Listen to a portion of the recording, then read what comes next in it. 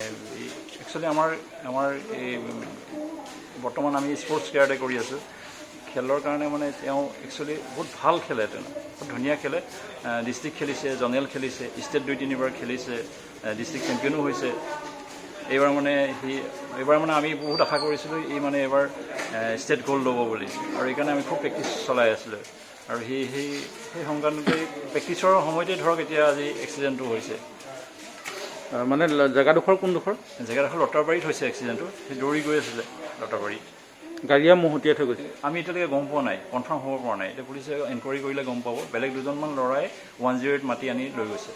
লতাবাৰী ব্ৰিজৰ ওচৰত মানে কি ক'লৈ গৈ আছিলোঁ? এই ৰানিং কৰিব আমাৰ চাবজুৰি গৈ আছিলে। আমাৰ কাৰ্টে ক্লাব আছে এটা, চাবজুৰি গৈ আছিলে। তেওঁ তেতিয়াতে গাড়ী মাৰি দিলে।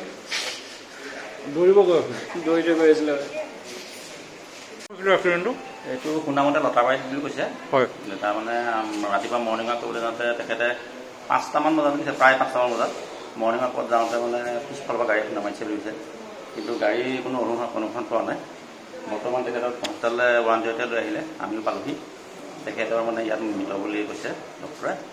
এতিয়া আমি পোষ্টমৰ্টমৰ কাৰণে গোলাঘাটত পঠিয়াম। কি নাম বুলি কৈছে? ইয়াৰ নাম গোবিন্দ শৰ্মা, বয়স 18 বছৰ হৈছে।